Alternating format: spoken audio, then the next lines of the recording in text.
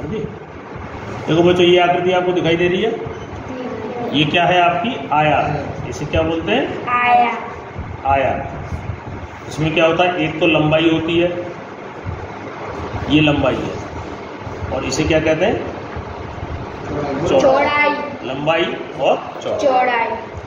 और एक इसकी विशेषता क्या होती है? आमने सामने वाली भुजाएं जो हैं समान होती हैं और समांतर होती हैं। पहले सुन लो। और ये वाली भुजा इसके समान होती है और समांतर होती है। और तीसरी विशेषता ये कि सभी कोण इसके कैसे होते हैं?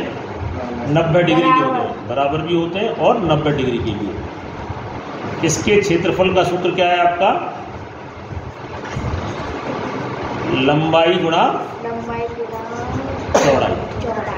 ये आप जानते हैं, ये लगभग आप सभी जानते हैं। दिखाई दे रही है बेटा? ये देखो, इस तरह की आकृति है ये, ठीक है? दिख रहा है? थोड़ी सी टेढ़ी, इसे बोलते हैं हम समांतर चतुर्भुज। इसकी काफी विशेषताएं इसमें होती हैं। आमने सामने वाली भुजाएं समान होती हैं, समांतर होती हैं। ये वाली भुजा समान होती है, समांतर होती है। बस एक ही अंतर है कि इसके कोण 90 डिग्री नहीं होते, ठीक है ना? अब देखिए, इसका क्षेत्रफल क्या है? इसका क्षेत्रफल का सूत्र क्या है? आधार गुणा ऊंचाई, या आधार गुणा, यहाँ पे इसको आधार कहा है। क्या कहा है? आधार। और ऊंचाई इसे कहा है लंबवत दूरी। लंबवत दूरी, लंबवत मतलब ऐसी दूरी जो सामने वाली भुजा पर लंबवत यानी कि 90 डिग्री का कोण बनाए। तो आधार तो ये है और ऊंचाई ये। बात समझ में आ रही है? अब देखिए, इससे तुलना करो इससे। तो यहाँ इसको जो आधार कहा था, यहाँ पे क्या थी? वो लंबाई। यानी ये आधार लंबाई ही है, केवल नाम बदल दिया। अब ऊंचाई, और ये ऊंचाई, यहाँ पे ऊंचाई जो चौड़ाई थी वो ये थी। तो देखो, मैं इसको, ये आप देख रहे हो समांतर चतुर्भुज। अब मैं यहाँ से इस हिस्से को काट लेता हूँ, ये हिस्सा है ना, इसको मैंने काट लिया और ये वाला हिस्सा मैंने यहाँ लगा दिया। अब देखो, ऐसी आकृति बन गई, ये सीधी हो गई और ये भी सीधी हो गई। यानी कि फिर से देखो, ये समांतर ऐसा चतुर्भुज, समांतर, ये टेढ़ा है ना, देखो टेढ़ा दिख रहा है, ये भी इधर टेढ़ा, समांतर चतुर्भुज। अब मैंने इसको यहाँ से काट लिया और ये कहाँ लगा दिया? यहाँ। अब ये कैसा बन गया? सीधा आयत बन गया। यानी कि समांतर चतुर्भुज के क्षेत्रफल को काट करके इधर उधर अरेंज करके सेट करके आयत बनाया जा सकता है। इसका मतलब क्या हुआ कि इसका क्षेत्रफल और इसका क्षेत्रफल कैसा होगा? समान। ये दिखने में अलग अलग लग रहा है। अब ये तो क्योंकि ये जो समांतर चतुर्भुज था वो आयत बन गया, तो ये लंबाई थी जो, वो तो आधार बन गई। और ये जो इसकी चौड़ाई थी, ये वाली चौड़ाई, ये इसकी क्या बन गई?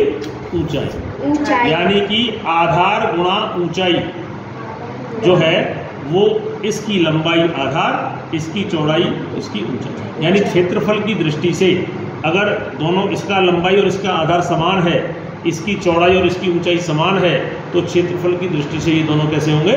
समान। अब देखिए, तीसरा, एक और हमारे पास तीसरी आकृति और होती है। ऐसी आकृति आपने देखी है? इसको बोलते हैं हम समलंब चतुर्भुज।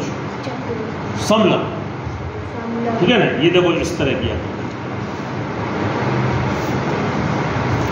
ये एक ले लो, ये इस तरह की, ये वाली हिस्सा और ये वाला हिस्सा और ये दोनों हिस्सा। बात समझ में आ रही है? ये सब, इसका सूत्र, इसका क्षेत्रफल का सूत्र क्या होता है?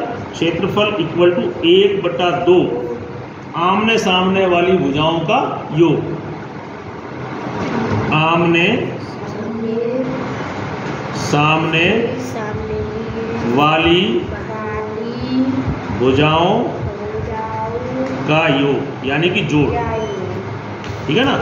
और गुणा ऊंचाई, ये इसका क्षेत्रफल है। अगर तुम अलग अलग इनको पढ़ोगे तो तुम्हें सब कुछ अलग अलग लगेगा। लेकिन देखो, ये वाला क्षेत्रफल भी कहीं विदेश से नहीं आया है, कहीं अलग से नहीं आया है, इन्हीं में से आया है। कैसे? अब देखिए, इसको देखिए, ये कौन सी आकृति बन गई, इन तीनों में मिलाओ, ये वाली और ये वाली, बताओ कौन सी आकृति है। इसको देखो, इसके हिसाब से सीधी होनी चाहिए, है ये सीधी है नहीं, तो ये तो है नहीं, इसमें तो कोई टेढ़ी है, ये है, ये भी है, इससे मिला के देखो तो क्या ये ऐसी आकृति है, ये वाली है ना ये, यानी कि फिलहाल अभी ये समांतर चतुर्भुज है, समांतर चतुर्भुज इसके जैसी है, समांतर चतुर्भुज। अब मैं क्या कर रहा हूं, इसको काट रहा हूं, दो टुकड़े कर रहा हूं, क्या कर रहा हूं, अभी ये समांतर चतुर्भुज है, तो समांतर चतुर्भुज सूत्र क्या रहेगा, आधार गुणा ऊंचाई। इसका सूत्र क्या रहेगा, क्षेत्रफल बराबर आधार गुणा ऊंचाई, यही तो रहेगा, क्योंकि ये आकृति इसके जैसी है, इसलिए इसका सूत्र बराबर है ना। अब मैं इसको काट रहा हूं, दो टुकड़े कर दिए मैंने, काट दिए, दो टुकड़े। अब ये आकृति कैसी बन गई, ऐसी बन गई। अब ये पूरे का सूत्र तो ये था, पूरे का, अब मैंने आधा कर दिया, आधा तोड़ दिया ना, तो ये सूत्र क्या हो गया इसका, आधा हो गया, तो ये 1/2 लग गया, ये समझ में आ रहा है। और ये ऊंचाई आपकी है ही है। अब ये आधार, तो देखो आधार क्या था इसमें ये यही तो आधार था, आधार क्या था, A1 प्लस A2, तो ये आधार की जगह हमने क्या कर दिया, A1 प्लस A2। अब मैंने आधार A1 प्लस A2, और A1 क्या है, ये वाली भुजा की लंबाई, A2 क्या है, ये वाली भुजा की, यानी कि A1 प्लस A2 क्या हुआ, आमने सामने वाली भुजाओं का योग। तो इसका समलंब चतुर्भुज का सूत्र क्या बना, A1 A2 का मतलब हुआ 1/2, A1 A2 का मतलब हुआ आमने सामने वाली भुजाओं का योग और गुणा ऊंचाई। यानी कि आप देखिए, आयात से सूत्र समांतर चतुर्भुज का निकला, और समांतर चतुर्भुज से सूत्र जो है आपका समलंब चतुर्भुज का